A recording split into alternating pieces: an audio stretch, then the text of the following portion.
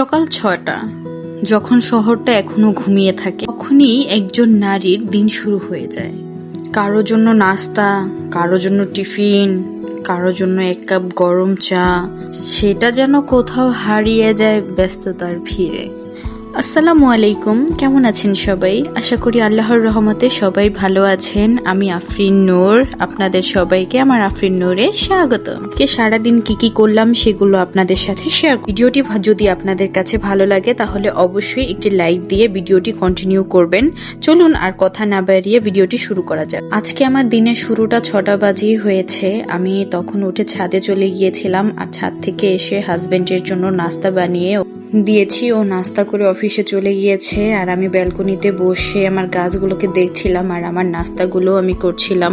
হঠাৎ এত পরিমাণের বৃষ্টি হয়েছে, আমি ব্যালকনিতে যত কাপড় ছিল সব রুমে এসে নেড়ে দিয়েছি, আর যেগুলো শুকিয়ে গিয়েছিল সেগুলো ভাঁজ করে রেখেছিলাম। আর আমি সব সময় এই কাজটা করি, আমার মতো তোমরাও করো কিনা কমেন্টে অবশ্যই জানাবে। সেটা যে বৃষ্টি নামলেই আমি ব্যালকনিটাকে পানি দিয়ে পরিষ্কার করি, একবারে সুন্দর করে সাবান টাবান দিয়ে আর কি পরিষ্কার করি। সেটা তোমাদের সাথে দেখালাম না, শুধু পানি দিয়ে পরিষ্কার করি সেটাই দেখালাম। আর দেখো কি পরিমাণ বৃষ্টি হচ্ছে, আর এরকম বৃষ্টি দেখতে আমার খুব ভালো লাগে। কিন্তু অন্যদিকে মন খারাপ হয়, কারণ আমার রান্নার রুমে যে গত ভিডিওতে বলেছিলাম না যে পানি পড়েছিল, সেম এবারও বৃষ্টির জন্য দেখো আমার কি পরিমাণ রান্নার রুমে পানি হয়। তো যাই হোক, সেগুলো আমি পরিষ্কার করে নিয়েছি। এখন নাস্তা করেছিলাম, যে থালা বাসন অনেক জমেছে সেগুলো আমি একটু ধুয়ে নিলাম। আমরা হয়তো খুব সাধারণ মানুষ, কিন্তু সাধারণ জীবন মানেই সাধারণ গল্প নয়। এটি দিনের মধ্যেই লুকিয়ে থাকে অসংখ্য অনুভূতি, শিক্ষা আর স্মৃতি। তবে জীবন তো থেমে থাকে না। আগামীকাল নতুন সকাল হবে, নতুন ব্যস্ততা হবে, নতুন কিছু শেখা হবে। এটাই তো জীবন। সময় একটা কথাই মনে হয়, জীবনেও যদি অপ্রয়োজনীয় চিন্তাগুলো এভাবেই ধুয়ে ফেলতে পারতাম তাহলে হয়তো মনটাও অনেক হালকা হতো, মাথাটাও অনেক হালকা হতো। ভিডিওর মাঝখানে আমার কিছু প্রিয় আপুদের সুন্দর সুন্দর কমেন্ট আপনাদের সাথে শেয়ার করব। মাইয়া আপু বলেছেন, আসসালামু আলাইকুম আপু, ইনশাল্লাহ লাইক শুরু করলাম। সুন্দর করে সবকিছু গুছিয়ে নিলে, কাপড় গাছ বাসন ধুয়ে নিলে, সবজি কেটে নিলে, কথাগুলো খুব ভালো লেগেছে। আজকে প্রথম আপু তোমার চ্যানেল, ভালো লাগলো, ভালোবাসা রইলো আপু। আপু আপনার এই সুন্দর কমেন্টটি পড়ে সত্যি অনেক ভালো লেগেছে। সময় নিয়ে আমার ভিডিও দেখে এত সুন্দর একটি মন্তব্য করার জন্য আপনাকে আন্তরিকভাবে ধন্যবাদ। আমাদের প্রিয় ডাইনামিকস রিভিউ আপু কমেন্ট করেছেন, আসসালামু আলাইকুম আপু, মাশাআল্লাহ অনেক সুন্দর হয়েছে, তোমার জন্য অনেক অনেক দোয়া রইল। তোমার জন্য অনেক অনেক দোয়া ও শুভকামনা রইল। আপনাদের মধ্যেও যারা নিয়মিত ভিডিও দেখেন কিন্তু কমেন্ট করেন না, আপনারা আমাকে আপনাদের মতামত জানাতে পারেন। আমি চেষ্টা করি আপনাদের প্রতিটি কমেন্ট পড়ার এবং উত্তর দেওয়ার। তাহলে ভিডিওটি শুরু করা। এই বৃষ্টির মধ্যে এক কাপ চা না খেলে তো হবেই না, তাই আমি চা বসিয়ে দিয়েছিলাম। একটু দুধ চা খাবো। হাতে এক কাপ ধোয়া ওঠা চা, সামনে সবুজ গাছ, পাশে সকালের শান্ত পরিবেশ। এই সবটুকুতে সে হয়তো কোনো অভিযোগ করে না, কাউকে কিছু জানায় না, নীরবে আগামী দিনের জন্য নিজেকে প্রস্তুত করে। আমরা অনেকেই ভাবি এক কাপ চা শুধু একটি পানীয়, তো একজন ব্যস্ত নারীর কাছে এই চায়ের কাপ কখনো কখনো কয়েক মিনিটের শান্তি, এক মিনিটের নিজের সময়। সারাদিনের ব্যস্ততার মাঝেও যে একটু সময় খুঁজে নেয় নিজের জন্য, হয়তো বারান্দার গাছগুলোর পাশে দাঁড়িয়ে, হয়তো এক কাপ চা হাতে নিয়ে, এই কয়েকটা মুহূর্তেই যেন তার কাছে ছোট্ট পৃথিবী। বিছানা গোছানো অনেকের কাছেই হয়তো এটা খুব সাধারণ একটা কাজ, কিন্তু জানেন মাঝে মাঝে এই ছোট্ট ছোট্ট কাজগুলো আমাদের জীবনে বড় বড় শিক্ষা দিয়ে যায়। যেমন এই বিছানাটা ঘুমানোর পর এলোমেলো হয়ে যায়, সকালে আবার গুছিয়ে নিতে হয়। জীবনটাও ঠিক তেমনই, অনেক সময় আমাদের পরিকল্পনাগুলো এলোমেলো হয়ে যায়, স্বপ্নগুলো ভেঙে যায়, মন খারাপ হয়, কিন্তু তাই বলে কি আমরা থেমে যাই? না, একদমই না। আমরা আবার নতুন করে শুরু করি, আবার সবকিছু গুছিয়ে নেওয়ার চেষ্টা করি। বিছানা গুছাতে গুছাতে একটা কথা মনে হয়ে যায়, ভিডিওটি যদি ভালো লাগে তাহলে অবশ্যই একটা লাইক করবেন, আর যারা এখনো আমার চ্যানেলটিকে সাবস্ক্রাইব করেননি তারা অবশ্যই সাবস্ক্রাইব করে পাশে থাকবেন। পাশে থাকা বেল আইকনটি অন করে রাখবেন যাতে আমার নতুন ভিডিও সবার আগে দেখতে পারেন।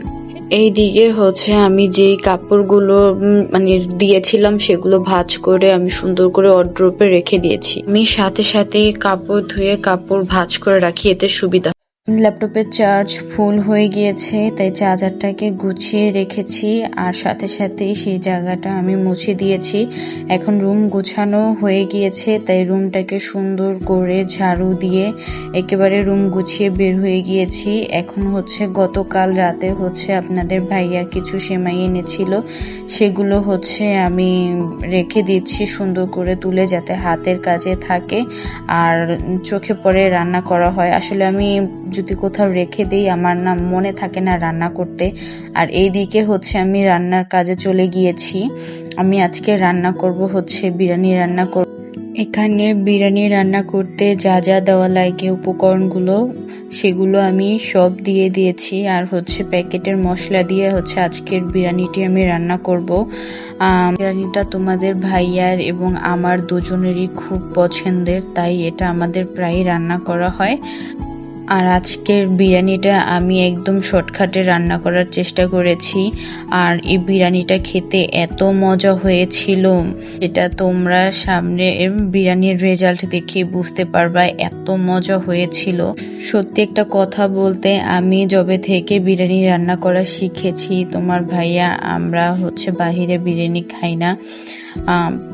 যখনই তোমার ভাইয়ার বিরিয়ানি খাওয়ার ইচ্ছে হয় তখনই হচ্ছে আমরা বাসায় রান্না করে খাই। আমার মতো কি কেউ আছো যে বিরিয়ানি রান্না করা শিখে আর বাহির থেকে বিরিয়ানি কিনে খাও না? তাহলে অবশ্যই এই কমেন্টে জানাবে। আর কে কোথা থেকে দেখছো আমার এই ভিডিওটি সেটাও কমেন্টে অবশ্যই জানাতে ভুলবে না। তোমাদের সাথে কথা বলতে বলতে আমার বিরিয়ানি রান্নাটা হয়ে গিয়েছে, দেখো কত সুন্দর হয়েছে মাশাআল্লাহ। আমি যখন ভিডিও এডিট করছিলাম তখন এই বিরিয়ানি রান্না দেখে আমার আবারও বিরিয়ানি খাওয়ার ইচ্ছা জেগেছিল। তোমাদের ভাইয়া বলেছে সমস্যা নাই, শুক্রবার রান্না করবে। আর বাহিরে বৃষ্টি হওয়ার কারণে বিরিয়ানিটা খেতে আরো জমে গিয়েছিল। গরমে আসলে বিরিয়ানিটা খাওয়া ভালো লাগে না, আর আমি যত বিরিয়ানিটা কমিয়ে রান্না করতে চাই না কেন আমি সেটা একদমই পারি না। একদম অল্প একটু চাল দিয়ে রান্না করতে চেয়েছিলাম, তাও অনেকগুলো হয়ে গিয়েছিল। এর মধ্যে তোমার ভাইয়া বেশ বড় একটা কাঁঠাল নিয়ে এসেছিল, সেটাকে আমি হচ্ছে খুলে সব কোষগুলোকে একটি বক্সে ভরে রেখে দিচ্ছি, কারণ বারবার খুলে খেতে ইচ্ছে করে না। আর আমি খুব কাঁঠাল খুব পছন্দ করি, মনে হয় 2 বাটি শেষ করতে পারবো। তাও তোমাদের সাথে একটুখানি শেয়ার করলাম যে আমি অল্প সময়ের মধ্যে আমি কতগুলো খেয়েছি। তোমার ভাইয়া বলতেছে এত খেও না, পরে সমস্যা হবে। তাও আমি তোমাদেরকে গুনে দেখাচ্ছি।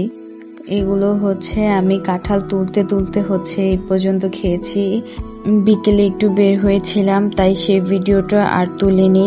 এখন হচ্ছে সন্ধ্যায় হচ্ছে তোমার ভাইয়া বলতেছে আমি কাঁঠালের পিঠে খাবো, তো আমি সেটারই প্রস্তুতি নিচ্ছি। কাঁঠালের পিঠা কে কে পছন্দ করো অবশ্যই জানাবা। এখানে হচ্ছে আমি ছোট ছোট করে কাঁঠালের, আমাদের গ্রামে বলে বড়া, তো কাঁঠালের বড়া পিঠা আর কি বানানো হচ্ছে। পিঠাটা খেতেও বেশ মজা হয়েছিল। আর এই পিঠা খেতে খেতে তোমাদের সাথে আর কি আজকে আমার বিদায় নিতে হবে। আর যারা যারা আমার সাথে লাস্ট পর্যন্ত ছিলেন তাদেরকে অসংখ্য ধন্যবাদ।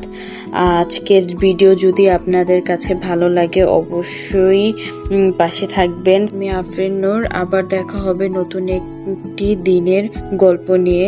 ততক্ষণে আপনারা সবাই ভালো থাকবেন, সুস্থ থাকবেন। আল্লাহ হাফেজ।